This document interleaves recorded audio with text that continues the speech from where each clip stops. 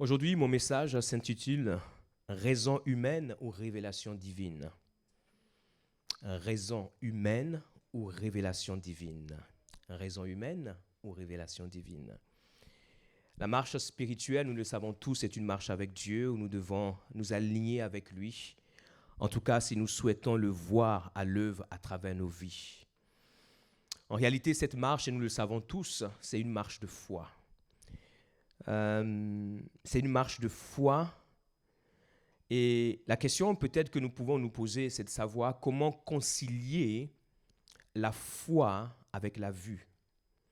Pourquoi? Parce que tant que nous sommes sur cette terre, notre vue a une importance capitale. Je n'ai pas prévu de le prendre, mais il y a ce verset qui dit que l'œil est quoi du corps? L'œil, merci. L'œil est la lampe du corps.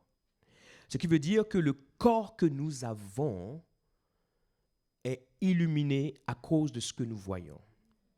Maintenant, comment concilier la foi et la vue? Sachons bien que tout le temps où nous sommes sur cette terre, nous allons voir et nous allons continuer de voir. Et même si nous sommes aveugles, nous voyons.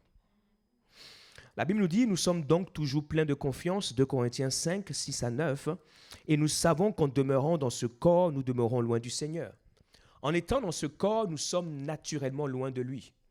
Alors que nous l'adorons, alors que nous le louons, alors que nous le célébrons, nous le servons, néanmoins, nous sommes loin de lui. Pourquoi? Parce que nous sommes dans un corps, et ce corps est sur terre. Ok? Il dit, car nous marchons par la foi et non par la vue. Ce qui fait que tout en étant loin de lui, parce que nous sommes sur terre, néanmoins nous sommes près de lui, c'est parce que nous choisissons de marcher par la foi et non par la vue. Sinon, le fait que nous soyons sur terre nous éloigne de lui et naturellement, nous sommes poussés à donner plus d'importance à la vue qu'à la foi.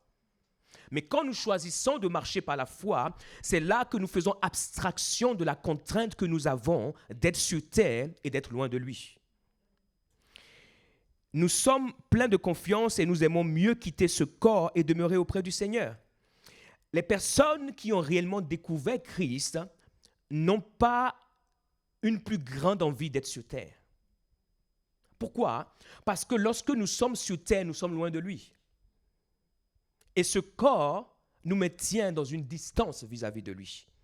Et il dit, c'est pour cela aussi que nous efforçons de lui être agréable, soit que nous demeurions dans ce corps, soit que nous le quittions. Et il dit bien, nous nous efforçons. Parce que tant que nous sommes dans ce corps, et n'oubliez jamais cela, mes chers amis, tant que nous sommes dans ce corps, nous sommes loin de lui. C'est naturel. Ce corps est terrestre et ce corps va nous attirer vers où? Vers la poussière. Donc ce corps a besoin que nous puissions prendre le dessus sur lui. C'est pour cela qu'il dit que nous nous efforçons. Tant que nous demeurions dans ce corps ou que nous le quittions, afin de lui être agréable. Dieu nous a créés avec un cerveau. Nous avons tous un cerveau. Et il est bon d'avoir un cerveau. Même si vous êtes un chrétien, moi j'aime les chrétiens qui ont un bon cerveau. Dans un domaine ou un autre, mais un bon cerveau. Et en tant que chrétien, il faut comprendre que notre cerveau n'est pas à mettre à la poubelle. En tout cas, je vous encourage. Et si vous êtes avec moi, ne vous inquiétez pas que je vous rappellerai d'utiliser votre cerveau et bien l'utiliser. Ce n'est pas mettre à la poubelle, mais pour bien l'utiliser sur terre afin d'accomplir ce qui fait sens aux yeux de Dieu. Dieu nous a donné un cerveau parce que sur terre, nous avons besoin d'un cerveau. Et là où notre cerveau est important, c'est lorsque nous avons appris à pouvoir l'utiliser pour qu'il serve Dieu. Amen. Notre cerveau ne doit pas s'opposer aux voies de Dieu et encore moins combattre Dieu. Et il faut savoir que si notre cerveau combat Dieu ou s'oppose à Dieu, c'est là où ce cerveau qui est bien et dans lequel se trouve la raison commence par devenir quelque chose de préjudiciable, alors que normalement, ça doit être quelque chose de bénéfique. Le cerveau est important, mais on doit savoir utiliser le cerveau pour que son importance serve Dieu et non combatte Dieu.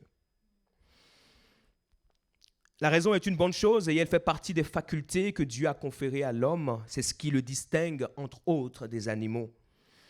De manière basique, les pensées, les voies de Dieu sont complètement différentes des nôtres. Et ça, c'est aussi, j'aimerais dire, un postulat de départ que nous devons avoir. Nous devons avoir en nous cette conscience que nos pensées, que nos voies sont diamétralement opposées à Dieu. Et quand nous avons cela en conscience, cela nous aide à pouvoir nous assurer que de manière constante, de manière régulière, nous faisons un check-up sur nous-mêmes pour savoir est-ce que nous sommes alignés avec Dieu. Et ce postulat, effectivement, nous aide à mieux connaître le Seigneur.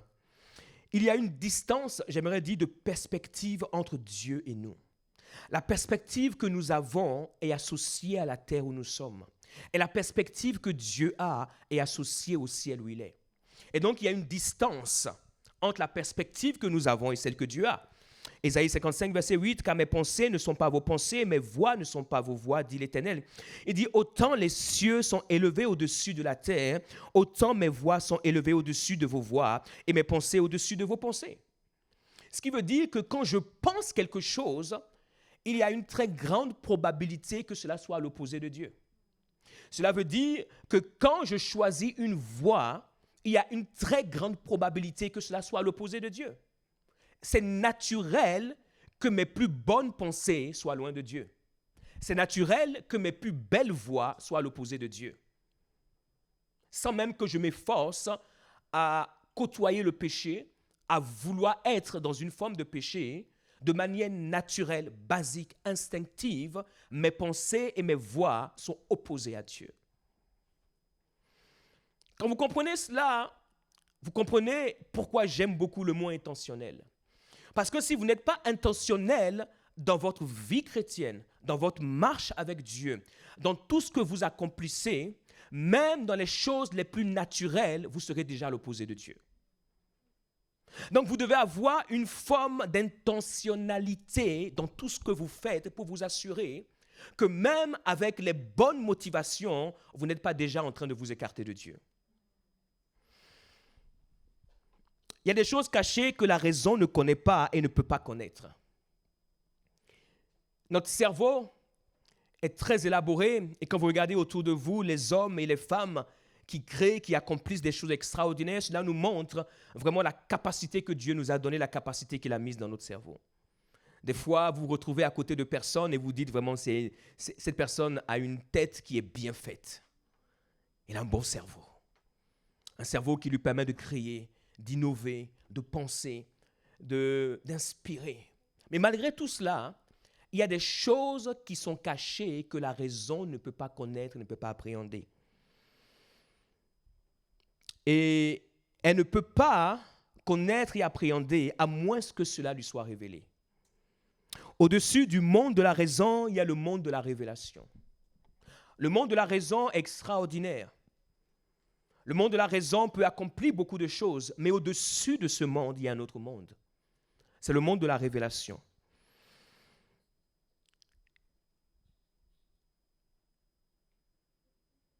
Et la raison humaine, encore une fois, avec ses bons désirs, il y a des choses qu'elle ne peut pas capter, qu'elle ne peut pas toucher. Malgré les bonnes analyses, malgré les bonnes interprétations qu'elle peut faire, il y a des choses que la raison ne peut pas mesurer. Pour être aligné avec Dieu, nous devons être alignés avec les voies de Dieu et les pensées de Dieu, comme nous avons vu, parce que nous avons réalisé, à partir d'Ésaïe 55, que nos voies et nos pensées sont loin de Dieu. Alors nous devons être alignés avec ses voies et ses pensées, pour ne serait-ce que commencer à découvrir sa volonté, pour ensuite espérer, vivre et manifester sa volonté. La raison humaine qui n'est pas transformée va naturellement s'opposer à Dieu, sans que nous ne soyons méchants, sans que nous ne soyons des personnes mauvaises. La raison qui n'est pas transformée va naturellement s'opposer à Dieu. Et donc à ses voix, à ses pensées, cette raison ne peut pas supporter la parole de Dieu et encore moins avoir foi dans la parole de Dieu. Lorsque nous nous habituons à venir, par exemple, juste écouter la parole de Dieu, il faut savoir que l'une des choses que nous faisons, c'est que nous donnons du pouvoir à la raison. Lorsque tu viens, tu écoutes la parole de Dieu, tu assistes à un séminaire, tu écoutes la parole de Dieu, tu vas à une conférence, tu écoutes la parole de Dieu, tu viens à l'église, tu écoutes la parole de Dieu, tu vas à une réunion avec des frères et sœurs dans la foi, tu écoutes la parole de Dieu. Il faut savoir que chaque fois que vous faites cela, vous donnez du pouvoir de plus en plus à votre raison. Je vais m'expliquer. Et ce pouvoir que vous donnez à votre raison, c'est ce qui va permettre à votre raison de vous aider à mieux vous éloigner de Dieu. Pourquoi? Parce que écouter la parole de Dieu ne nous change pas. Mes chers amis, comprenez cela une fois pour de bon dans votre vie. Écouter la parole de Dieu ne vous changera jamais. Vous pouvez écouter autant de la parole de Dieu que vous voulez, cela ne vous changera pas. Ce qui nous change, c'est lorsque nous mettons en pratique la parole de Dieu que nous écoutons. Ce qui nous change, c'est lorsque nous mettons en pratique la parole de Dieu que nous écoutons. Par contre, nous ne pouvons pas mettre en pratique ce que nous ne retenons pas. Nous ne pouvons pas mettre en pratique ce dont nous ne nous rappelons pas. Et nous ne pouvons pas mettre en pratique ce qu'on n'écrit pas. Ce qui nous change, ce n'est pas la parole que nous écoutons. Et d'ailleurs, je peux te donner le micro, tu vas me dire le nombre de paroles que tu écoutes depuis 1 an, 5 ans, 10 ans, 15 ans, 20 ans, 30 ans de ta vie chrétienne, et il y a des choses qui n'ont pas changé. Parce que être exposé à la parole de Dieu, ce n'est pas ce qui nous change. C'est lorsque la parole de Dieu devient une pratique dans notre vie que nous sommes changés, nous sommes transformés. Mais je ne peux pas mettre en pratique ce que je ne retiens pas. Je ne peux pas mettre en pratique ce dont je ne me rappelle pas. Je ne peux pas mettre en pratique ce que je n'écris pas. Si vous n'avez aucune trace écrite de ce que vous avez reçu à travers la parole de Dieu, laissez-moi vous dire que vous perdez votre temps. Pourquoi? Parce que vous n'aurez jamais le temps de mettre en pratique ce pourquoi vous n'avez pas une trace.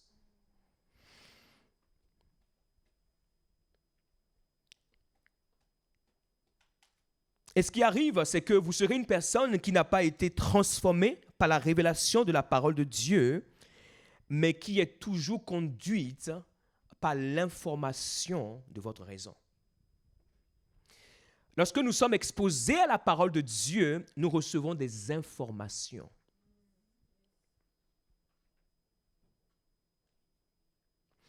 Quelles sont les informations de la semaine dernière qui vous ont changé? Quelles sont les informations du journal télévisé qui vous ont changé? Quelles sont les informations lues dans le Parisien qui vous ont changé?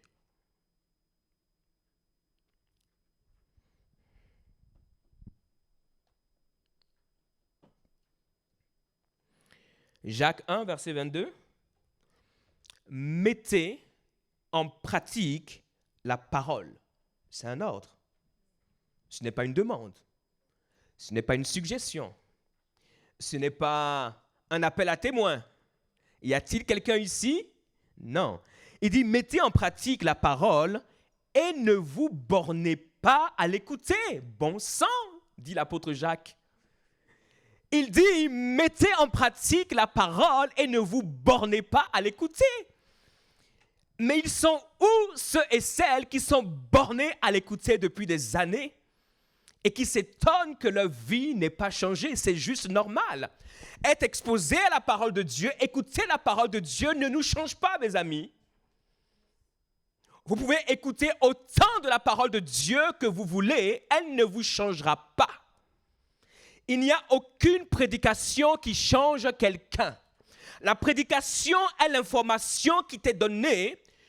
Et si tu choisis cette information et si tu choisis de marcher dans cette information, tu vas commencer par vivre une transformation qui t'amènera à une manifestation. Sinon, ça restera une information. Et il dit, ne vous bornez pas à l'écouter en vous trompant vous-même par de faux raisonnements. Ce qui veut dire que tu peux écouter 52 prédications, les 52 dimanches de l'année 2025, et au final, tu vas te tromper toi-même par des faux raisonnements. Parce que la parole de Dieu que tu reçois est une information. Et tu peux la recevoir depuis 5 ans, depuis 10 ans, depuis 15 ans, depuis 20 ans, sans jamais avoir été transformé. Et je peux vous dire, en 30 ans de vie chrétienne, j'en ai rencontré beaucoup. De ceux et celles qui ont tellement entendu de messages qui n'ont jamais été transformés. Et à force de n'avoir pas été transformés, ils ont fini par se transformer en autre chose.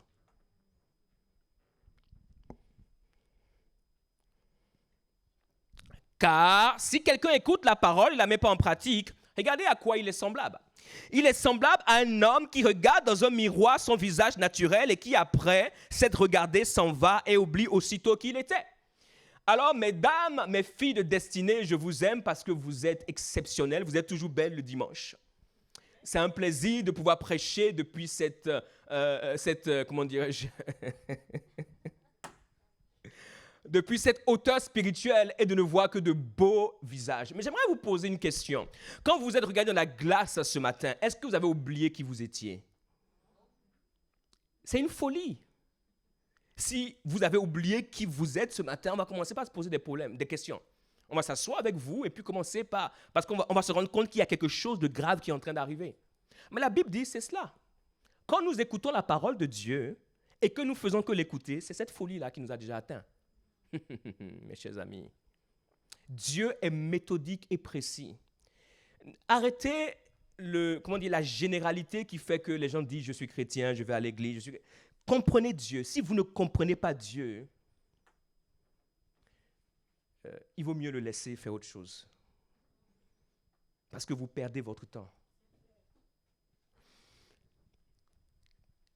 Mais celui qui aura plongé, quoi? Les regards dans la loi parfaite, la loi de la liberté. Vous comprenez ce qui se passe là? Pourquoi on parle de transformation? Parce que cette parole a la puissance de transformer.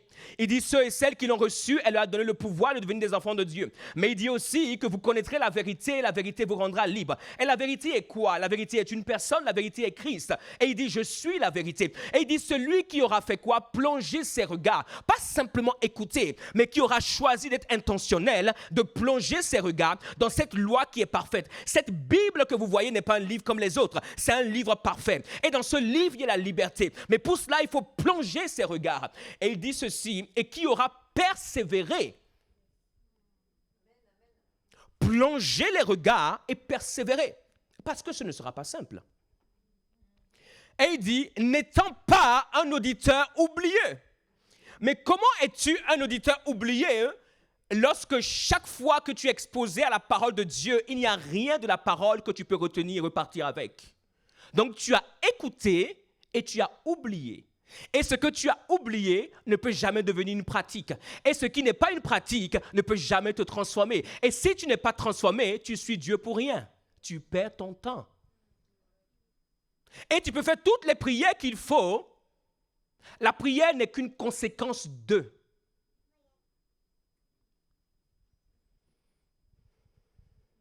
Et la Bible nous dit ici, n'étant pas un auditeur oublieux, mais se mettant à l'œuvre, celui-là sera heureux dans son activité. Et c'est la raison pour laquelle nous voyons et nous rencontrons beaucoup de chrétiens qui ne sont pas heureux. Et vous avez beau faire toutes les prières qu'il faut pour eux, ils ne seront jamais heureux. Pourquoi? Parce qu'ils n'ont jamais choisi de pouvoir plonger leur regard dans la parole. Et ils n'ont jamais choisi, en plongeant les regards dans la parole, de ne pas être un auditeur oublieux. Et en choisissant de ne pas être un auditeur oublieux, ils n'ont pas choisi de la mettre en pratique. Donc, arrêtez de pouvoir vous fatiguer avec eux. Vous n'allez rien tirer d'eux. Ce n'est pas l'exposition à la parole qui change la vie des gens. C'est la pratique de la parole. Pourquoi? Parce que tant que nous sommes sur terre, nous avons un bon cerveau avec une bonne raison et quoi que nous fassions, elle aura une tendance naturelle à s'opposer à Dieu. Et si nos regards ne sont pas plongés dans la parole de Dieu, pour pouvoir prendre la substance qui vient de Dieu, afin de la pratiquer, pour pouvoir nous élever au-dessus de cette raison aura raison de nous. Personne n'est transformé par ce qu'il a oublié. Elle est simple et banale, cette phrase. Quand je l'ai écrite, moi-même, j'étais surpris. Personne n'est transformé par ce qu'il a oublié. Tout ce que tu as oublié, c'est toutes les opportunités que tu as eues d'être différent. Et c'est passé. Je prie pour toi qu'aujourd'hui, Dieu te permet de t'en souvenir. Personne n'est transformé par ce qu'il a oublié. Nous sommes transformés par ce dont nous nous rappelons et que nous mettons en pratique. Et c'est la raison pour laquelle, mes chers amis, ceux, par exemple, qui ne sont pas transformés dans leur caractère, ne le sont pas parce qu'ils n'ont pas une matière ou qu'ils peuvent identifier. Par exemple, dans mon caractère, je suis grincheux. Être grincheux, c'est quoi? Qu'est-ce que la Bible me donne comme secret pour ne plus être grincheux? Et qu'est-ce que la Bible me dit à propos des grincheux? Et quand j'ai cela devant moi, je me pose la question de savoir, Ulrich, veux-tu continuer à être grincheux, à bouder? Oui ou non? Oui, alors ne t'étonne pas que Dieu s'intéresse à quelqu'un d'autre. Donc, ta prière est simple. Si Dieu va chez ton voisin, tu sais pourquoi il va chez ton voisin. Donc, tu n'as aucune raison de te frustrer. Ton grinchage a produit le résultat. Et Dieu s'est éloigné de toi. Et quand vous prenez votre marche avec Dieu de cette manière, c'est comme cela que vous pouvez grandir et évoluer. Sinon, dans 20 ans, on vous retrouvera au même endroit, faisant les mêmes choses, disant les mêmes choses, blâmant Dieu, mais en réalité, vous ne le connaissez pas. Dans la parabole du semeur, les écouteurs oublieux sont ceux de la première catégorie. C'est ceux pour qui la parole est tombée le long du chemin. On peut me prendre Matthieu 13, 19. Et il faut savoir que cette parole n'est pas allée loin, car le diable la leur vole, et ils oublient la parole sans pouvoir la mettre en pratique. Donc, ils demeurent au même stade de leur vie. Matthieu 13, verset 19, le Seigneur explique la parabole. Et il dit, lorsqu'un homme écoute la parole du royaume et ne la comprend pas. Oh my God. Il écoute et ne la comprend pas. Écouter la parole de Dieu, ce n'est pas ce qui nous transforme. Ce qui nous transforme, c'est lorsque nous comprenons la parole. Parce que lorsque nous comprenons la parole, nous ne sommes plus un écouteur oublié. Lorsque nous comprenons la parole, nous pouvons la mettre en pratique et cette parole nous transforme. Et il dit, lorsqu'un homme écoute la parole et ne la comprend pas, qu'est-ce qui se passe? Le malin vient et enlève ce qui a été semé dans son cœur. La parole, c'est celle avec laquelle Dieu a créé le monde. Cette parole a une puissance. Cette parole est une semence que Dieu a placée dans le cœur de cet homme, de cette femme qui est venue s'exposer à la parole. Chaque fois que vous entendez quelqu'un prêcher, ce que Dieu fait, c'est qu'il donne des semences. Comme le semeur, il vous donne des semences. Il vous donne des semences. Mais il n'y a aucune semence que vous mettez sur la table qui produit quelque chose. La semence qui vous a été donnée, vous devez la prendre et vous devez la mettre en terre. Vous devez vous occuper, vous devez planter, vous devez arroser, vous devez prendre soin, vous devez veiller. Et cette semence, parce qu'elle a en elle une puissance, elle porte déjà l'arbre. Et avec le temps, et avec la consistance, et avec la maintenance que vous apportez, quelque chose va se produire. Mais cet homme, il a reçu la semence qui est la parole de Dieu. Ce n'est pas la parole d'un homme, c'est la parole avec laquelle Dieu a créé le monde. Mais il ne la comprend pas. Et parce qu'il ne la comprend pas, le diable la lui vole. Et qu'est-ce que la Bible nous dit? Le malin vient, enlève ce qui a été semé dans ce corps. Cet homme est celui qui a reçu la semence le long du chemin. Donc, tu reçois autant de semences qu'il faut pour que ta vie change, mais parce que tu ne comprends pas ces semences sont volées et ta vie est au même endroit. Parce que ce que tu dois recevoir pour être changé, ça a été envoyé par Dieu au bon moment. Mais tu n'es pas intentionnel quand tu es exposé à la parole de Dieu. Tu l'écoutes, tu t'en vas. Chaque fois que tu t'en vas, en oubliant la parole, le malin te l'a volé. Et ton opportunité d'être l'homme et la femme que Dieu a prévu vient de passer une fois de plus.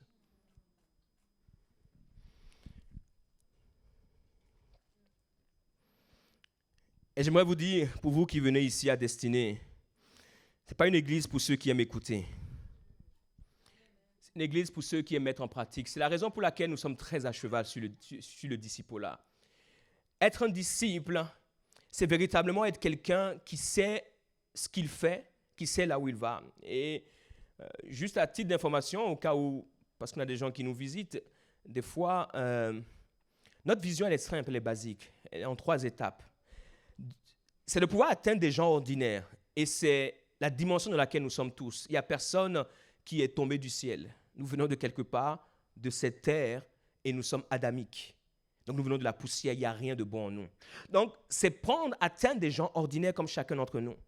C'est de pouvoir les former pour qu'ils deviennent des disciples authentiques. Et c'est tout le processus dont on parle, entre autres. Et ensuite, pour qu'ils deviennent des chrétiens influents.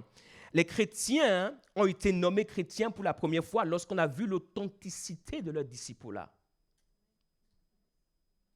Lorsqu'on a vu la transformation qu'il y avait dans leur vie, ils ont été appelés chrétiens. Ça veut dire quoi? Comme Christ. Ça veut dire qu'ils ont subi le processus qui a fait que Jésus-Christ est devenu Jésus-Christ. Chrétien, ce n'est pas un nom de code. Ce n'est pas un nom d'appellation. Je vais à l'église, donc je suis chrétien. Non! Ce n'est pas parce que tu vas à l'église que tu es chrétien. C'est quand tu es un disciple authentique de Christ. Et un disciple, l'une des choses qu'il a, c'est la discipline. Il est intentionnel. La parole à laquelle il est exposé, cette parole ne doit pas tomber en terre et que l'ennemi vienne la chercher. C'est une parole sur laquelle il veille. Comment est-ce que le voleur, le malin vient voler? On vient te voler ce que tu ne surveilles pas. Tu as reçu la parole, il te l'a prise, c'est parce que tu ne la surveilles pas. Ok. L'une des activités de la raison, c'est de raisonner. C'est l'une des activités de la raison. La raison raisonne. Et alors, on parle de raisonnement. Ce qu'il faut savoir, c'est qu'il n'y a rien de mauvais de prime abord avec les raisonnements. Car il peut y avoir de bons raisonnements et de mauvais raisonnements. Une définition que j'ai trouvée, le raisonnement est un processus cognitif permettant de poser un problème de manière réfléchie en vue d'obtenir un ou plusieurs résultats. L'objectif d'un raisonnement est de mieux cerner, entre parenthèses, comprendre un fait ou d'en vérifier la réalité en faisant appel alternativement à différentes lois et à des expériences, ceci quel que soit le domaine d'application, mathématiques, système judiciaire, physique, pédagogie, etc. etc. C'est une définition pour vous expliquer que, voilà. OK. Maintenant, ce qu'il faut savoir, c'est que lorsque notre raison est étriquée, elle commence par produire de faux raisonnements. Lorsque notre raison est étriquée, elle commence par produire de faux raisonnements. Et ces faux raisonnements, à notre insu, commencent par susciter une œuvre cachée et secrète de l'ennemi pour pouvoir nous déconnecter de Dieu. Ces faux raisonnements doivent être absolument renversés. C'est pour cela que l'apôtre Paul déclare dans 2 Corinthiens 10:5 que nous renversons les raisonnements et toute hauteur qui s'élève contre la connaissance de Dieu, nous amenons toute pensée captive à l'obéissance. Ici, il ne parle pas des bons raisonnements, il parle de ces faux raisonnements. Ce n'est pas tous les raisonnements qui sont mauvais. Il y a des raisonnements qui sont bons lorsqu'ils s'alignent avec la parole de Dieu. Mais lorsqu'ils ne sont pas bons, il dit, l'apôtre Paul ici, il faut les renverser parce qu'ils sont extrêmement dangereux. Pourquoi? Parce qu'ils s'opposent à la connaissance de Dieu. Tout mauvais raisonnement qui est le fruit de notre raison va s'opposer à la connaissance de Dieu. Et qui ne connaît pas Dieu ne peut pas marcher avec Dieu. Et ne peut pas faire la volonté de Dieu. Et ne peut pas servir Dieu. OK? La raison de l'homme a une tendance naturelle à s'opposer à Dieu, que nous le voulions ou pas, que nous choisissons ou pas. Et c'est à nous de pouvoir veiller sur nos raisonnements. Je te vois bien taper ta tête, il faut. Ouais. Nos raisonnements ne sont pas foncièrement mauvais, mais nous devons veiller. Est-ce que ce raisonnement va avec Dieu ou est-ce que ce raisonnement s'oppose à Dieu? Nous avons toutes sortes de raisonnements selon notre histoire, selon ce que nous vivons. Quelqu'un peut penser quelque chose hier parce qu'il était dans un environnement. La même personne, vous le mettez dans un autre environnement, il pense quelque chose d'autre. Entre les deux, qui a raison, qui a tort? Allez chercher où se trouve la vérité et le mensonge. Donc, nos raisonnements sont le fruit de beaucoup de choses. Et nous ne pouvons pas, de manière, irréfléchie, faire confiance à nos raisonnements. Nous devons les passer au tamis. Nous devons les tester. Nicodème était un homme d'exception, selon moi. Vous savez, dans la vie, vous pouvez faire partie d'un groupe de personnes qui sont dans l'erreur à cause de leur raisonnement. Et c'était le cas pour Nicodème. Il faisait partie d'un groupe qu'on appelait les pharisiens. Les pharisiens étaient un groupe religieux influent au temps du Seigneur. Et l'apparition du Seigneur Jésus-Christ, avec ce qu'il disait, avec ce qu'il faisait, va les challenger, va les défier dans leur manière de croire en Dieu, dans leur manière de considérer même la parole de Dieu.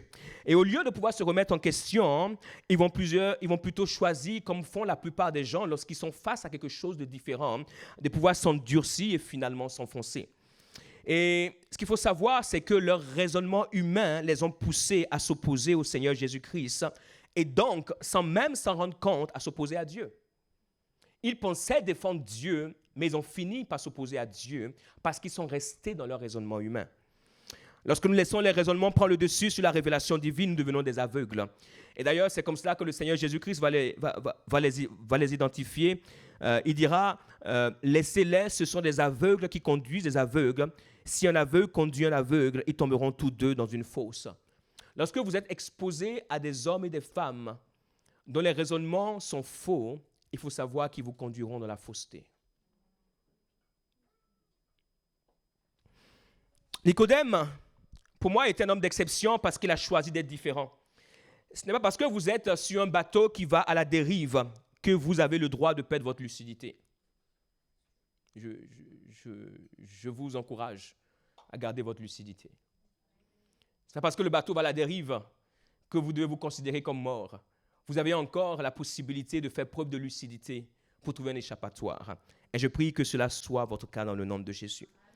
Nicodème va rentrer en lui-même comme le fils prodigue. La Bible déclare que le fils prodigue, étant rentré en lui-même, il va se dire, mais dans la maison de mon père, il y a des mercenaires, c'est-à-dire des gens qui ne sont pas des fils. Et ces gens, ils mangent à leur faim, ils ne se posent pas de questions. Et moi qui suis le fils, me voici dans un pays étranger, je ne peux même pas manger de la nourriture qu'on donne aux porcs. Donc il est rentré en lui-même, il a dit, il y a un truc qui ne va pas. Il n'a pas eu besoin qu'un ange descende pour lui dire, il est rentré en lui-même. C'est une dimension que beaucoup de chrétiens ignorent. Il y a un lieu en toi où tu peux rentrer et avoir le dessus sur la raison et avoir le dessus sur la logique qui t'éloigne de Dieu. Mais les chrétiens n'ont pas le temps pour ça. Ah non, absolument pas. Pour eux, ce qui compte, c'est faire leur BA. Aller écouter un message, rencontrer des frères et sœurs, faire la bise aux uns aux autres, rigoler et rentrer à la maison. Commencer le boulot le lundi, travailler pour Pharaon jusqu'au vendredi, samedi se reposer un peu, et puis le dimanche venir à l'église. Pendant 5 ans, pendant 10 ans, pendant 15 ans, pendant 20 ans, mais cela changera à partir d'aujourd'hui. Et c'est alors que Nicodème va choisir de passer de la raison à la raison humaine à la révélation divine.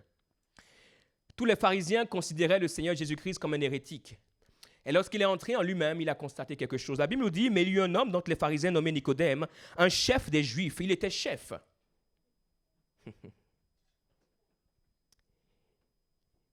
Mais il avait un cœur pour s'humilier. Qui vint, lui, auprès de Jésus de nuit. Il est venu de nuit parce que son statut ne lui permettait pas de pouvoir venir de jour. Mais néanmoins, il est venu de nuit. Je préfère ceux qui viennent de nuit que ceux qui ne viennent jamais. Au moins, ils sont venus. Et lui dit Rabbi. Il est un chef, mais lorsqu'il vient vers Jésus, il lui dit Rabbi. Il lui dit Maître. Il dit, nous savons que tu es un docteur venu de Dieu, car personne ne peut faire ces miracles que tu fais si Dieu n'est avec lui. Il a adressé la question de sa raison et il a dit, mais cet homme, je ne comprends pas le pourquoi du comment il fait ce qu'il fait. Mais ce qu'il fait, si Dieu n'est pas avec cette personne, c'est impossible. Je peux, par la connaissance que j'ai, par la raison que j'ai, m'opposer à lui, essayer de pouvoir contester, mais quand j'observe comment il vit, comment il fait les choses, si Dieu n'est pas avec lui, ce n'est pas possible. Et j'ai l'impression que des fois, les chrétiens, avant d'ouvrir la bouche pour critiquer, ils oublient qu'ils ont déjà un cerveau avant même de passer à l'Esprit de Dieu. Écoutez ceci, il y a des choses que des hommes et des femmes ne peuvent pas faire si Dieu n'est pas avec eux. Même si vous ne les comprenez pas, vous ne les aimez pas. Regardez comment ils vivent et regardez les fruits de ce qu'ils ont. Personne ne peut venir prier pour toi au nom de Jésus-Christ et Satan va te guérir.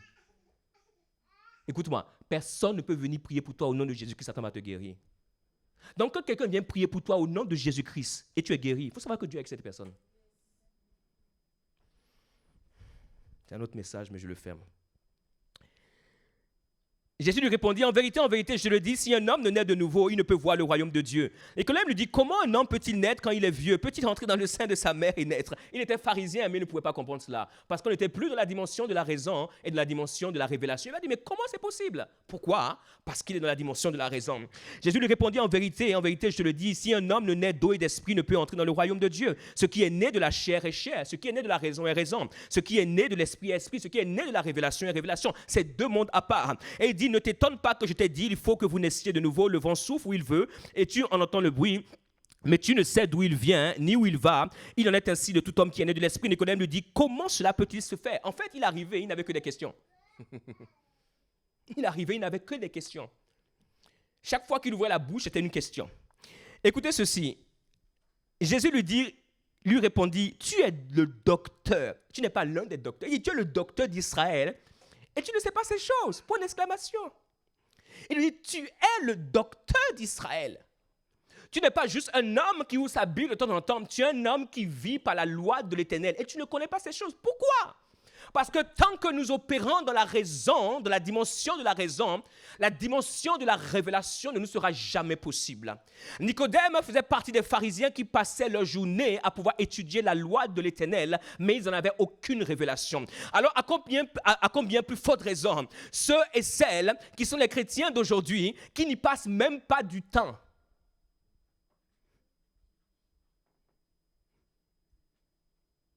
Qui écoutent, mais qui ont oublié. Qui écoutent, mais qui ne peuvent pas plonger leur regard. Qui écoutent, mais qui ne se rappellent pas.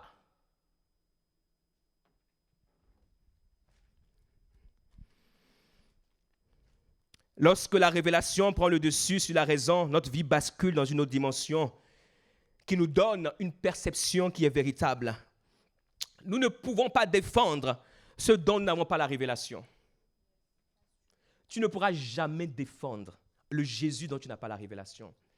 La raison pour laquelle tu le fuis et tu ne parles pas de lui, c'est parce que tu n'as pas une révélation de lui. Excuse-moi de pouvoir te le dire. D'ailleurs, pourquoi je m'excuse? Je n'ai même pas le droit de m'excuser. Le Jésus que tu ne défends pas, c'est le Jésus dont tu n'as pas la révélation. Nicodème, qui était venu de nuit vers Jésus, Jean 7, 50, et qui était l'un d'entre eux, parmi les pharisiens, leur dit, « Notre loi condamne-t-elle un homme avant qu'on l'entende et qu'on sache ce qu'il a fait ?» Voici le même Nicodème parmi les pharisiens, qui ne s'allie pas aux pharisiens, mais qui leur dit, est-ce qu'on condamne quelqu'un avant de l'avoir entendu? Il lui répondait, es-tu aussi galiléen? Examine et tu verras que de la Galilée, il ne sort point de prophète, et chacun s'en retourna dans sa maison. Leur raison leur dit que de la Galilée, il ne sort point de prophète, mais Dieu a choisi dans sa révélation de faire sortir un prophète de la Galilée. Si tu restes dans ta raison, tu mourras sans un prophète qui doit te sauver. Dieu, dans sa révélation, a choisi de faire sortir un prophète qui vient de la Galilée. Il fait ce qu'il veut, quand il veut, comme il veut, avec qui il veut. Il s'en fout de nos raisonnements. Et plus loin, lorsque nous entrons dans la dimension de la révélation, non seulement tu peux défendre, mais tu es aussi prêt à sacrifier même ce que tu as. Pourquoi? Parce que tu as la révélation. Le Seigneur est mort. Joseph d'Arimathée, qui est influent, va chercher le corps de Jésus auprès de Pilate.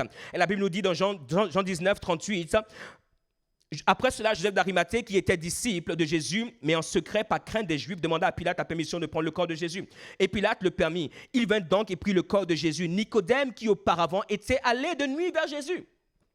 Et chaque fois que la Bible parle de Nicodème, il nous rappelle qu'il allait de nuit vers Jésus. Vint aussi, écoutez ceci, apportant un mélange d'environ 100 livres de myrrhe et d'aloès.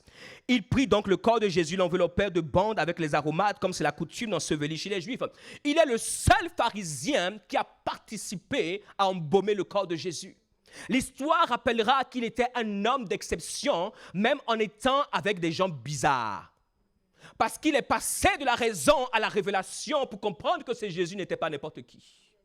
Tant que tu ne vivras pas dans la dimension de la révélation, même ce Jésus que tu viens adorer à l'église, tu es hyper limité dans ta compréhension de ce Jésus. Tu n'as que des informations sur lui. C'est pour cela, même quand tu viens pour prier, tu pries sur la base de l'information et non sur la base d'une révélation. C'est pour cela que tes prières bégayent. C'est pour cela que tes prières te perturbent toi-même. C'est pour cela que tes prières t'interpellent toi-même. C'est pour cela que tes prières, s'opposent à ta bouche.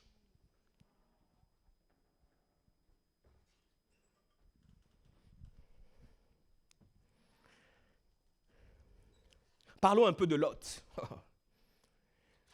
Dieu a instruit Abraham, qui n'était pas encore Abraham, qui était Abraham. Dieu lui dit, quitte la maison de ton père, quitte cette famille d'idolâtres et va dans une terre que tu ne connais pas. Déjà, il faut surpasser la raison pour faire cela. Va dans une terre que tu ne connais pas. Seigneur, oui, je veux bien aller, mais dis-moi d'ailleurs où c'est. Est-ce que Waze me permet de pouvoir y aller? Est-ce qu'il y a des embouteillages? Ouais. Logique, vous allez me dire. Sois logique, Dieu passera à quelqu'un d'autre. Va dans la terre que je te montrerai, et là, je ferai de toi une grande nation. Abraham se met en route. L'Éternel dit à Abraham, va-t'en de ton pays, de ta patrie, de la maison de ton père, dans le pays que je te montrerai. C'est Genèse 12. Et nous savons, Dieu va lui dire, je te bénirai, je ferai de toi une grande nation. Je maudirai ceux qui te maudiront et toutes les familles de la terre seront bénies avec toi. C'est le point de départ. Abraham partit comme l'Éternel le lui avait dit. Est-ce qu'il savait où il partait? Non. Est-ce qu'il avait tout compris? Non. Est-ce qu'il avait toutes les informations? Non. Non. Il a dit, Dieu a parlé depuis la dimension de la révélation. Je laisse la dimension de la raison être là où elle doit être. Raison, ce qui se passe là, ça ne te concerne pas. Reste, si tu veux, à Charan, laisse-moi aller à Canaan. Abraham prit Saraï, sa femme, qui n'était pas encore Sarah, et Lot, fils de son frère, avec tous les biens qu'il possédait et les serviteurs qu'ils avaient acquis à Charan. Il partit pour aller au pays de Canaan. Et lorsqu'ils arrivent au pays de Canaan, à un moment donné, Lot vient voir son oncle. Il dit, papa, tonton, c'est vrai qu'on est bien à Canaan, mais j'ai un petit problème. Tu sais, on est tellement bénis que tes bergers, mes bergers, ils querellent. Et pour cela, j'aimerais qu'on se sépare. Et papa Abraham va lui dire, il n'y a pas de problème, tu veux faire quoi? Dis-moi, ton deal sera mon deal. Et Abraham lui dira, si tu vas au nord, moi je vais au sud. Si tu vas à l'est, je vais à l'ouest. Fiston, je te laisse le choix. Choisis où tu veux aller. Il y a eu une querelle entre les bergers des troupeaux d'Abraham et les bergers des troupeaux de Lot. Abraham dit à Lot, qu'il n'y ait point, je te prie, de dispute entre toi et moi, ni entre mes bergers et tes bergers, car nous sommes frères. Tout le pays est devant toi, sépare-toi donc de moi. Si tu vas à gauche, j'irai à droite. Si tu vas à droite, j'irai à gauche. Lot leva les yeux et vit toute la plaine. Qu'est-ce qu'il a fait? Il a vu toute la plaine. Il vit toute la plaine du Jourdain qui était entièrement arrosée. C'est ce que la raison nous permet de faire. La raison nous permet de voir de belles choses, de voir des choses que la raison analyse. Une plaine qui est arrosée. Et j'ai un troupeau, ça veut dire que mon troupeau ne manquera pas d'eau. C'est logique. Ce n'est pas mauvais, c'est logique. Il n'y a rien de mauvais dedans. C'est logique. Une plaine où il y a de l'eau, mes troupeaux auront à boire. Une plaine où il n'y a pas d'eau, mes troupeaux vont tousser. Et la Bible nous dit, avant que l'Éternel eût détruit Sodome et Gomorrhe, c'était jusqu'à Tsoa comme un jardin de l'Éternel. Comme le pays d'Égypte. Cet endroit qu'il voit, la Bible nous dit, c'était comme le jardin de l'Éternel. Ce qui veut dire que ce qu'il a vu était vraiment beau et bon. Mais c'était avant que l'Éternel le détruise. Dans la révélation divine, c'était prévu. Avant la fondation du monde, avant la fondation de temps, de toute éternité, quand le temps n'existait pas et quand Elohim, lui seul, par lui-même, avec lui-même existait, que Sodome et Gomorrhe seraient détruits.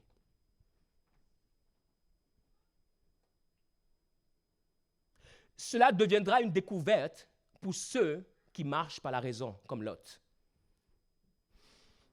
Et la Bible nous dit ceci. Alors, c'est ainsi qu'ils se séparèrent. Et il s'avança vers l'Orient. Et vous savez, quand il va se séparer d'Abraham, à ce moment, Dieu vient voir Abraham et lui dit, mon gars, tu es parti de Charan, comme je t'ai dit, tu es venu à Canaan, sache que cette terre-là, ça t'appartiendra. Laisse le petit aller. On va découvrir son histoire maintenant. Laisse le petit aller. Laisse-le aller faire son expérience avec sa raison. OK. Dis à ton voisin, laisse le petit aller. Laisse la petite aller. Lot va se séparer d'Abraham parce qu'il était influencé par ses bergers. Lot n'avait a priori pas de problème direct avec Abraham, mais il laissera les intermédiaires influencer le jardin de sa relation avec Abraham. Et ce qu'il faut savoir, c'est qu'à cause de la raison humaine, Lot va perdre énormément de choses. Et nous allons découvrir et voir. Il a laissé l'humain influencer négativement le spirituel. L'humain peut influencer positivement. mais des fois, l'humain influence négativement, pour ne pas dire très souvent, l'humain influence négativement le spirituel. Lorsque l'humain choisit de rester dans la dimension de la raison et pas celle de la révélation. En allant à Sodome, Lot a fait le choix de la raison humaine. Il ne savait pas que Dieu allait détruire cette ville et tout ce qu'il y avait autour. Et il faut savoir que seule la révélation nous introduit dans ce type d'information que Dieu a, que Dieu possède. Ce qu'il faut savoir, c'est que dans notre vie, il y a des personnes que Dieu nous donne pour la vie et pour notre vie. C'est la présence de ces personnes dans notre vie et notre proximité avec eux qui détermine ce que nous allons accomplir de bon et aussi comment est-ce que nous allons résister aux différentes tempêtes de la vie. Il y a des personnes qui sont des personnes d'alliance dont nous ne devons jamais nous séparer. Pourquoi ? Parce que leur vie est un livre qui nous introduit dans les chapitres de notre destinée. Leur vie est un livre qui nous introduit dans les chapitres de notre destinée. Et ne laissons pas ce que nous voyons nous séparer d'eux. Et très souvent, malheureusement, les choix de raison vers une plaine qui semble être belle aujourd'hui finissent par détruire notre vie plus tard.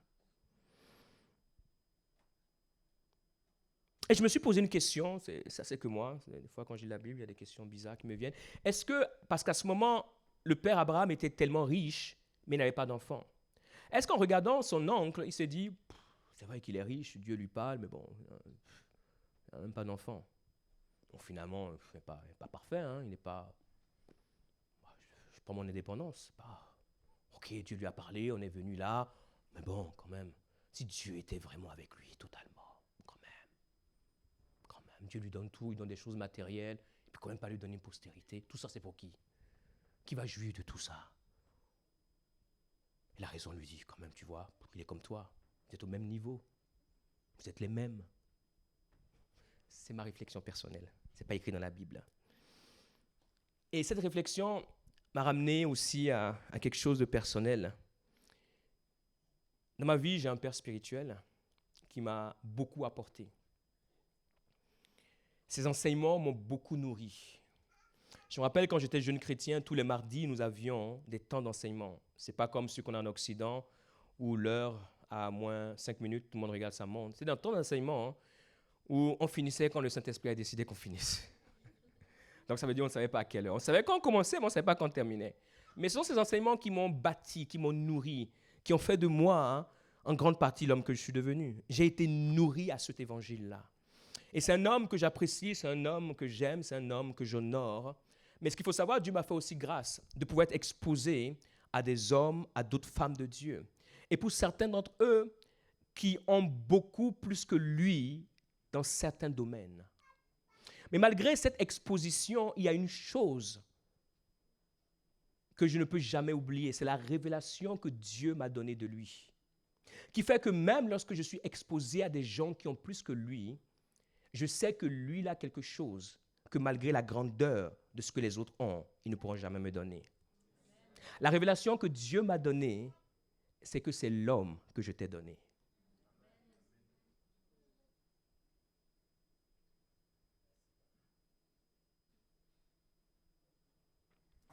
Tu peux aller prendre chez ceux et celles que Dieu ne t'a pas donné, mais ils ne pourront pas passer une journée à prier que pour toi seul, pour ta femme et pour ta fille. Comprenez ce mystère. Ce que Dieu ne t'a pas donné ne peut pas mourir pour toi. Ce qui arrive souvent, c'est que les choses ne se passent pas bien pour les Lot, là où ils vont. Quand c'est le cas, ils ont souvent honte et manquent d'humilité. Et j'aimerais dire, heureusement qu'il y a des gens qui ont le cœur d'Abraham, même s'ils ne sont pas nombreux. Parce qu'Abraham était réellement un père. La Bible nous dit ceci. Les vainqueurs enlevaient toutes les richesses de Sodome et de Gomorrhe et toutes leurs provisions et ils s'en allaient. Ils enlevaient aussi avec ses biens Lot, fils du frère d'Abraham qui demeurait à Sodome et s'en allait. Un fuyard vient annoncer à Abraham, l'Hébreu. Il va lui expliquer la situation. Et la Bible nous dit que dès qu'Abraham eut appris que son frère, son neveu avait été fait prisonnier, il arma 318 de ses plus braves serviteurs. né dans sa maison. Et il poursuivit les rois jusqu'à Dan. Il divisa sa troupe, etc., etc. Verset 16 de Genèse 14, il ramena toutes les richesses, il ramena aussi Lot, son frère, avec ses biens, ainsi que les femmes et le peuple. Abraham, dont il s'est séparé, c'est le même Abraham qui viendra l'aider. Ils étaient où ces bergers qui l'ont poussé à se séparer d'Abraham? Oh, c'était juste une question, excusez-moi. N'est-ce pas ridicule que ce soit celui dont tu t'es séparé qui vienne te faire sortir de prison? Quel aveuglement t'a fait voir qu'il n'y avait pas autant de personnes qui étaient braves et capables de te protéger? Et quelle folie t'a poussé à suivre l'intérêt de tes bergers contre l'intérêt de ta destinée? Deuxième chose, non seulement il délivre sa vie physiquement, mais il va délivrer aussi sa vie spirituellement. La belle plaine du Jourdain choisie par Lot est l'endroit que Dieu a décidé de détruire. Mais Lot n'avait pas la révélation, il n'avait que la raison. Donc il allait s'installer là où Dieu a prévu de détruire. Il allait s'installer dans le pays que Dieu jugera. Parce qu'il a trouvé beau et bon ce pays. La raison est une bonne chose. Mais notre raison doit être soumise à la révélation pour pouvoir être validée. Sinon la raison peut devenir un traître au milieu de notre vie. Ces hommes se levaient pour partir, ce sont les anges. Il y a 3 hommes dans Genèse 18. Vous savez que c'est un de mes chapitres préférés. Abraham est sous les chaînes de Mamré. Il y a Elohim lui-même qui vient avec 2 anges. Et après, ces 2 anges, ils partent. Ils partent vers Sodome et Gomorrhe. Et lorsqu'ils arrivent, la Bible nous dit déjà, ces hommes partirent. Et Abraham alla avec eux pour les accompagner. Alors l'Éternel dit, cacherai-je à Abraham ce que je vais faire? Dieu lui-même est descendu du ciel pour détruire Sodome et Gomorrhe en envoyant 2 de ses anges. Mais pendant que les anges sont en train d'aller, Dieu dit, est-ce que je peux cacher à Abraham ce que je veux faire?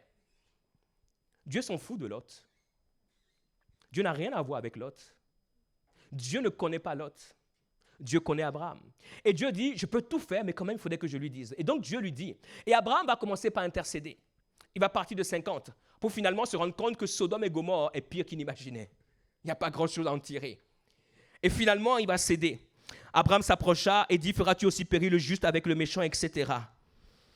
Et après, Abraham retournera dans sa demeure. Je vais un peu vite pour des questions de temps. Ce que nous voyons là, c'est que Abraham est celui qui va néanmoins devant Dieu intercéder pour Lot. Et Lot lui-même, vivant à Sodome, a fini par sortir de Sodome tellement ce qui se passait était terrible, qui vivait à l'extérieur de la ville. Mais comme c'est l'endroit qu'il a choisi, il vaut mieux être dans la honte jusqu'au bout. Jusqu'au bout. Lot était injuste, mais il tourmentait son âme chaque jour à cause du mauvais choix qu'il avait fait.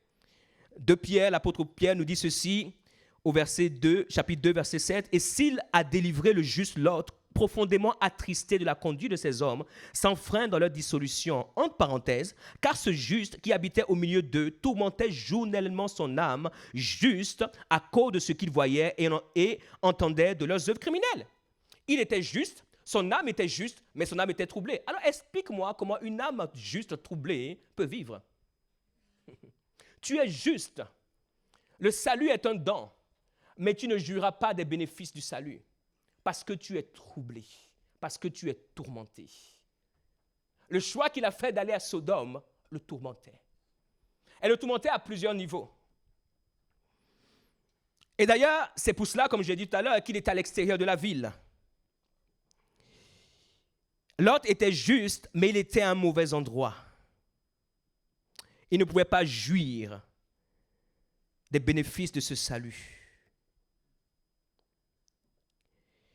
Il était juste, et ce que Dieu a placé en lui, Dieu ne l'a pas pris. C'est pour cela, des fois, vous pouvez vous retrouver à des endroits, tu continueras toujours à voir le don se manifester. Tu seras toujours capable de pouvoir rêver, d'avoir des songes, mais Dieu n'est plus avec toi.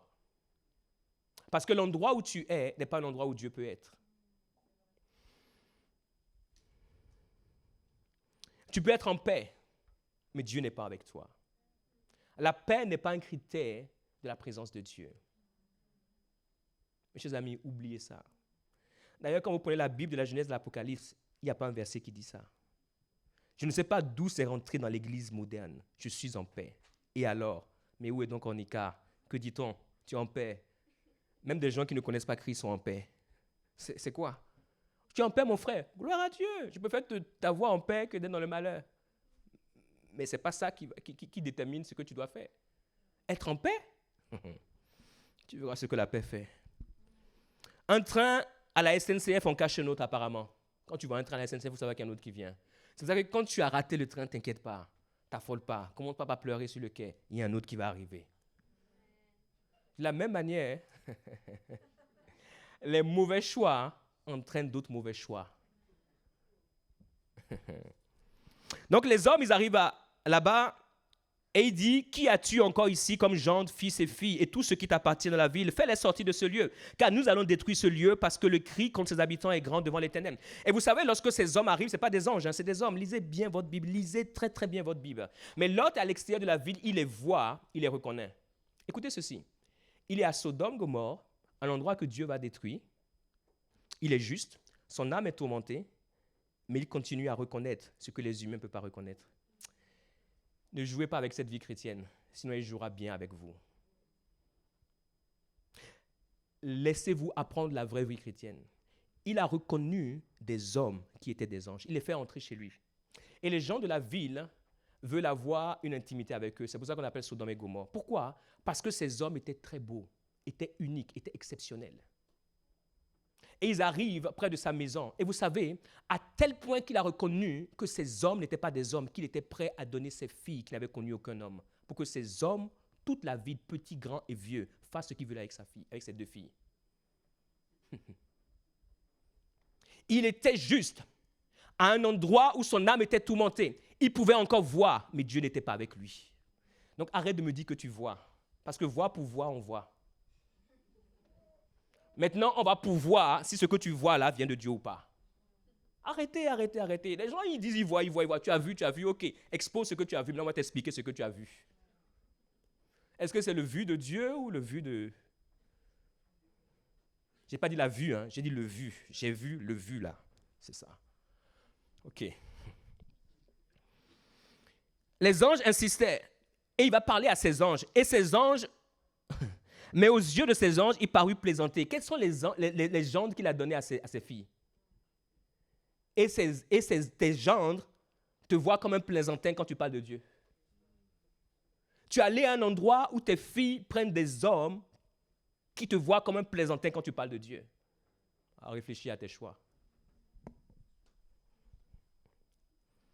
Les anges insistaient auprès de l'autre en disant, lève-toi, prends ta femme, mon gars, prends ta femme et tes deux filles, s'il te plaît. On est ici, ce n'est pas à cause de toi. Parce que depuis, on aurait déjà détruit la ville. Donc déjà, on vient par grâce. Maintenant, tu veux tourner. Et prends ta femme et tes filles. Qui se trouvent ici. De peur que tu ne périsses dans la ruine de la ville. Et comme il tardait, il a reconnu les anges. Mais il tardait. Son cœur est attaché là. Il tardait. Vous savez pourquoi il tardait? Il avait beaucoup de choses là. Il a tout investi là. Dans les choix de la raison, il a tout investi. Donc il tardait. Il sait qu'on va détruire. Mais il se dit, je vais tout perdre. Oui, tu vas tout perdre. Et tu vas bien tout perdre. Parce que là, il n'y a pas de camion de déménagement qui va tout prendre pour partir avec toi. Il n'y a personne qui va t'aider dans une ville que Dieu veut détruire. Aucun frère, aucune soeur ne répondra à ton appel. Parce que Dieu est sur le point de détruire. Ça, c'est sauf qui peut. Il faut partir tout de suite. Tu prends ton coup, tu prends tes filles et ceux qui veulent avec toi et vous partez. Et comme il tardait, les hommes le saisirent par la main, lui, sa femme, ses deux filles, car l'Éternel voulait l'épargner. Et vous allez voir à cause de qui. Il l'emmenait, le laissait hors de la ville après les avoir fait sortir. Il dit, sauve-toi pour ta vie, ne regarde pas derrière, ne t'arrête pas dans toute la plaine.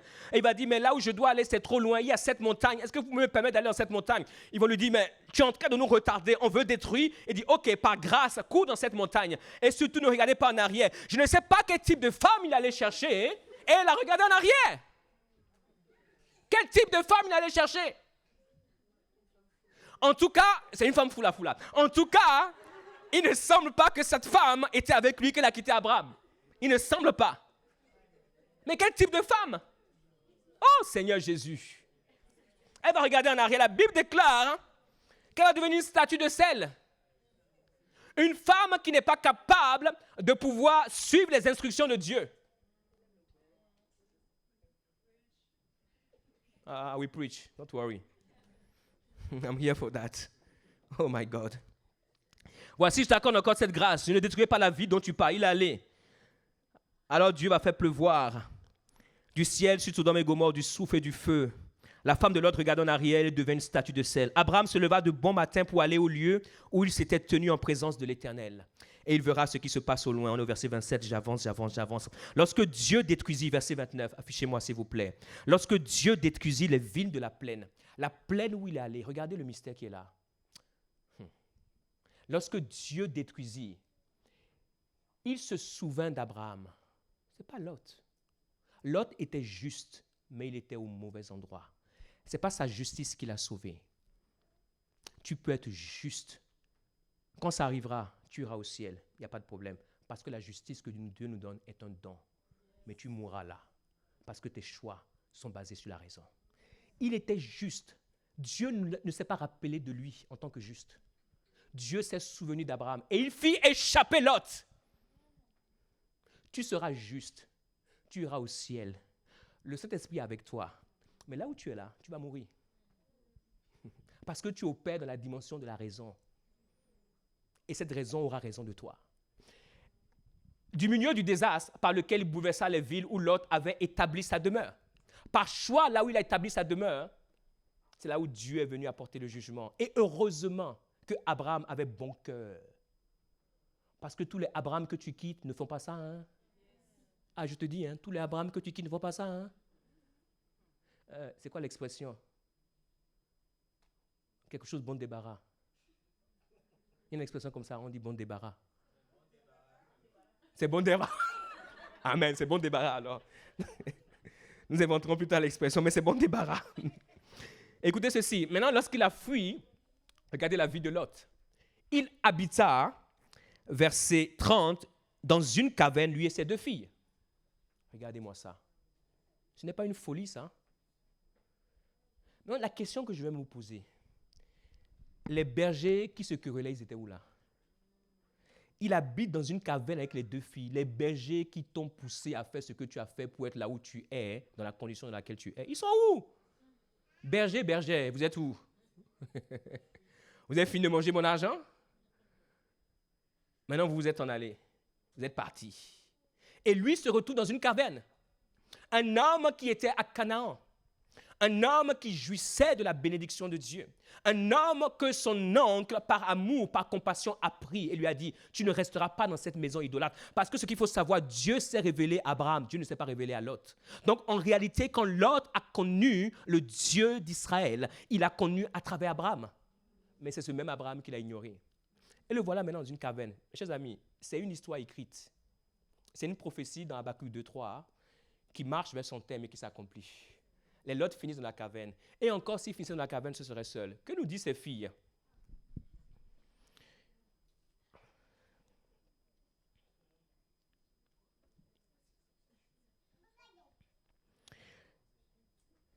L'aînée dit à la plus jeune, notre père est vieux, il n'y a point d'homme dans la contrée pour venir vers nous, selon l'usage de tous les pays. Viens, faisons boire du vin à notre père et couchons avec lui.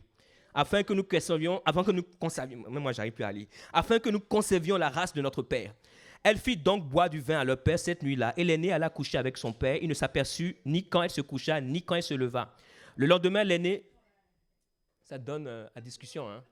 Vous avez raison. Le lendemain, l'aîné dit à la plus jeune, voici, j'ai couché la nuit dernière avec mon père, faisons-lui boire du vin encore cette nuit, et va coucher avec lui, afin que nous conservions la race de notre père. Elle fit boire du vin à leur père encore cette nuit-là. Et la cadette alla coucher avec lui. Il ne s'aperçut ni quand elle se coucha, ni quand elle se leva. Les 2 filles de Lot devinrent enceintes. J'espère au moins qu'elle s'aperçut de leur père.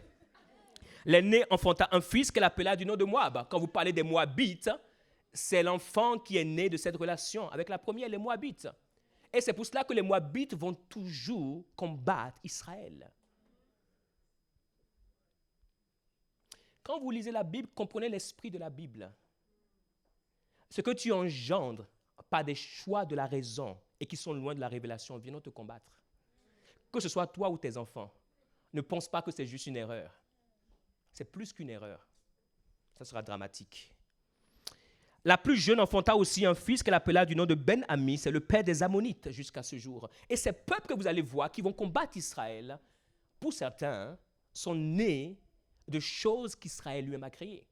Ismaël combattra Isaac et sa descendance, etc., etc. Notre raison,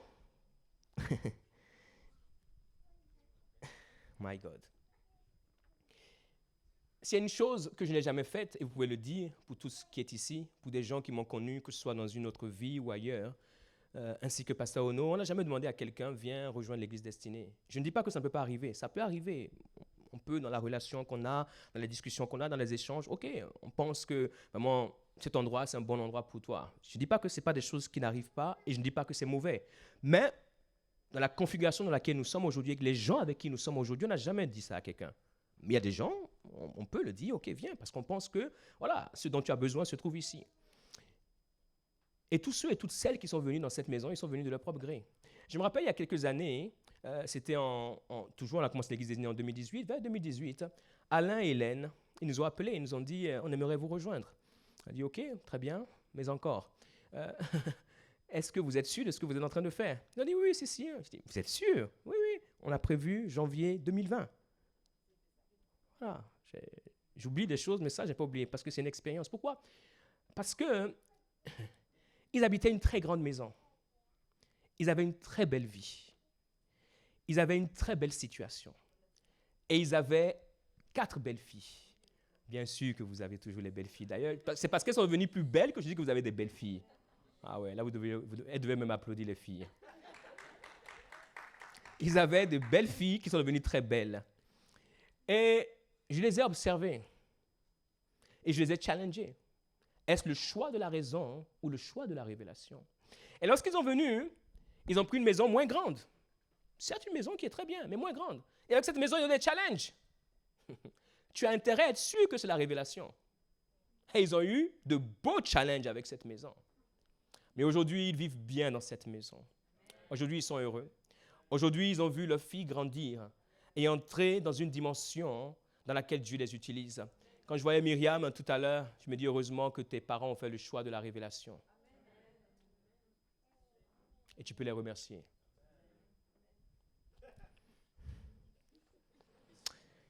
Je termine.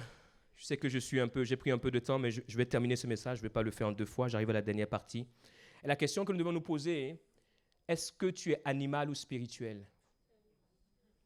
Parce que ce qui identifie le choix de la raison et le choix de la révélation, c'est le fait que tu sois animal ou que tu sois spirituel.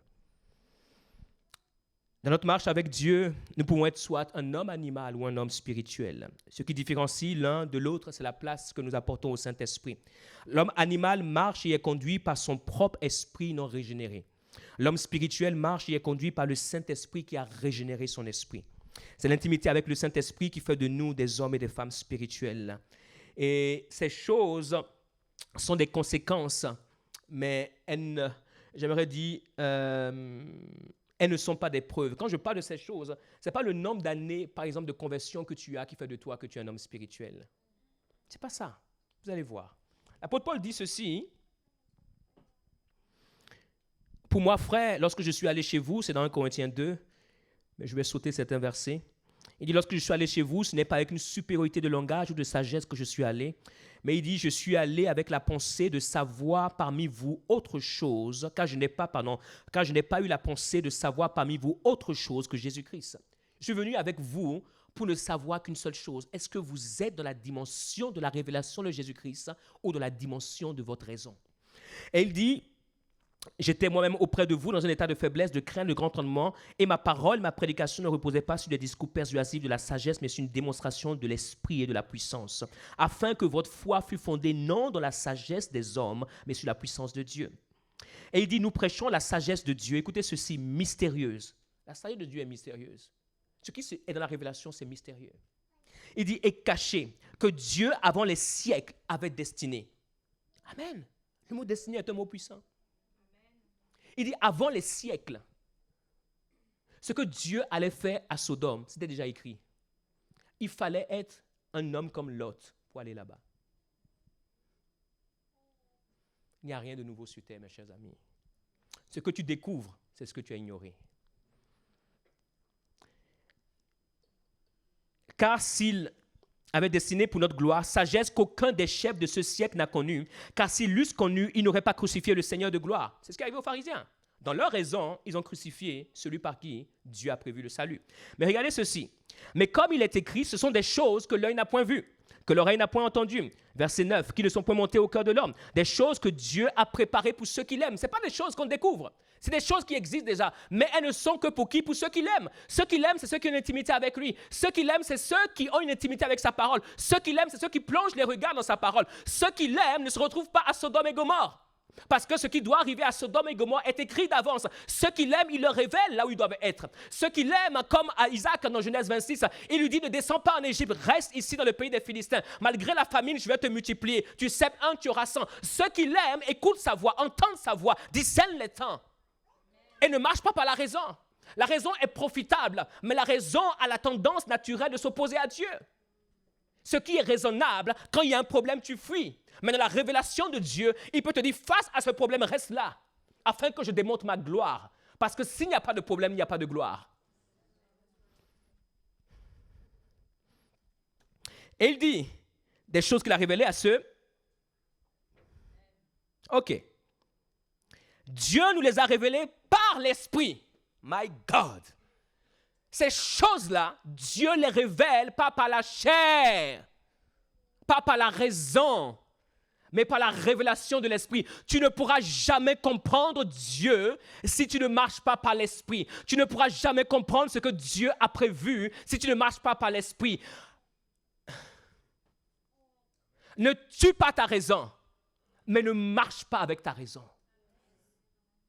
Que ta raison marche avec la révélation que tu as. Et il dit, car l'Esprit sonde tout. Pourquoi l'Esprit? Parce que l'Esprit de Dieu va chercher en Dieu ce que Dieu veut exactement et parfaitement. Même les profondeurs de Dieu. Ta raison ne peut pas sonder les profondeurs de Dieu. Ma raison ne peut pas sonder les profondeurs de Dieu. Il n'y a que l'Esprit de Dieu qui peut aller sonder dans les profondeurs de Dieu. Mon fils, ma fille, ta raison t'a dit cela. L'Esprit de Dieu te dit, feu vert, vas-y. L'Esprit de Dieu te dit, feu rouge, oublie, mais c'est logique, oublie, mais c'est idéal, oublie, mais ça a du sens, oublie. Dans les profondeurs de Dieu, moi, cet esprit, j'ai vu que ce n'est pas une bonne chose, parce que dans 3 ans, c'est la mort qui t'attend, oublie.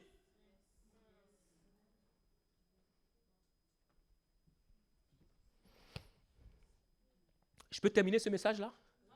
Ok, merci. Ceux qui ne veulent pas que je le termine, tant pis pour eux, ils sont de l'autre côté, ils ne sont pas ici.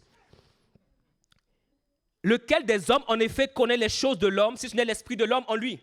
Notre esprit connaît que les choses de l'homme. Notre esprit opère avec notre raison. Et notre esprit, c'est pour cela que tu peux être en paix. Laisse-moi t'expliquer la paix que tu as. C'est la paix de ton esprit. La paix de ton esprit n'a rien à voir avec la paix de Dieu.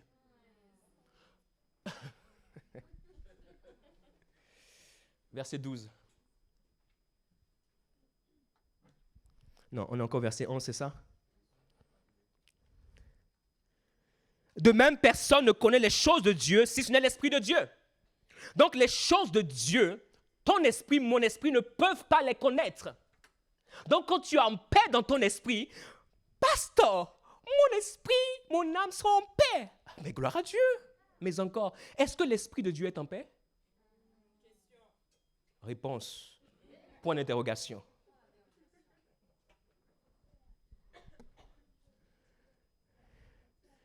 Parce que je suis en paix quand je le vois. Mais l'Esprit de Dieu est en paix? Est-ce que l'Esprit de Dieu t'a dit la main qui portera sur toi dans 6 mois? Est-ce que l'Esprit de Dieu t'a dit ce qu'il ira toucher dans 9 mois, qui fera que lui-même ne saura pas quand il va t'ôter la vie? L'Esprit de Dieu t'a dit ça? Sois en paix dans ton esprit. La Bible nous dit, de même, personne ne connaît les choses de Dieu si ce n'est l'Esprit de Dieu. Or, nous n'avons pas reçu l'Esprit du monde, mais l'Esprit qui vient de Dieu. Afin que quoi? Afin que nous connaissions les choses que Dieu nous a données par sa grâce. Il y a des choses que Dieu t'a données par sa grâce, mais que tu ne pourras jamais connaître avec ta raison. C'est simplement par son esprit. Écoutez-moi, la vie que nous devons vivre n'est pas une découverte. Elle existe déjà. Ça s'appelle la destinée. La destinée est plus grande que la vie. Les gens ne comprennent pas ce que c'est que la destinée. La destinée est plus grande que la vie. Lorsque tu marches par la raison, tu pousses ta vie à créer ta destinée. Mais ce n'est pas celle que Dieu a prévue pour toi. Ta destinée existe dans la dimension de la révélation. Quand tu te connectes à Dieu, Dieu te révèle ta destinée. Et tu dis, mais Seigneur, c'est moi qui vais faire ça. Il dit, fais cela. Mais Seigneur, mais c'est à l'opposé de ce que le monde pense. Fais cela, ta destinée est là. Le monde entier viendra vers toi parce que ta destinée a écrit que tu seras la première personne qui fera cela. Et le monde découvrira que c'est la vérité. Des choses que Dieu a fait quoi? Dans sa grâce, il a préparé d'avance. C'est pour cela qu'il dit dans Éphésiens 2, des bonnes œuvres que j'ai préparées d'avance afin que tu les pratiques. Comment tu peux pratiquer ce que tu ne connais pas? Comment tu peux connaître celui qui a créé ce que tu dois connaître, mais tu n'es jamais en relation avec lui? Tu ne plonges jamais tes regards dans sa parole. Tu ne cherches jamais à savoir ce qu'il pense. Mais toi, ce qui te passe par la tête, c'est ce que tu fais. Tu cours, tu marches et tu voles même pour le faire. Vole dans les deux sens. Vole pour aller en l'air, puis vole aussi. Parce que tu as tellement envie, tu n'as pas les moyens, mais tu voles. Regardez, on arrive, on termine. Et il dit, et nous en parlons, non avec des discours qu'enseigne la sagesse humaine, mais avec ceux qu'enseigne l'esprit, grand eux. Et il dit, employant un langage spirituel pour les choses spirituelles, mais l'homme animal, c'est l'homme de la raison, l'homme animal, son nom c'est animal. Animal, vous savez un animal, c'est un animal. Je vous laisse vous-même décrire ce que c'est qu'un animal. Ne reçoit pas les choses de l'Esprit de Dieu, il ne peut pas. Ma raison ne peut pas recevoir les choses de l'Esprit de Dieu, car elles sont une folie pour lui et il ne peut les connaître parce qu'elles, c'est spirituellement qu'on en juge. Il est animal.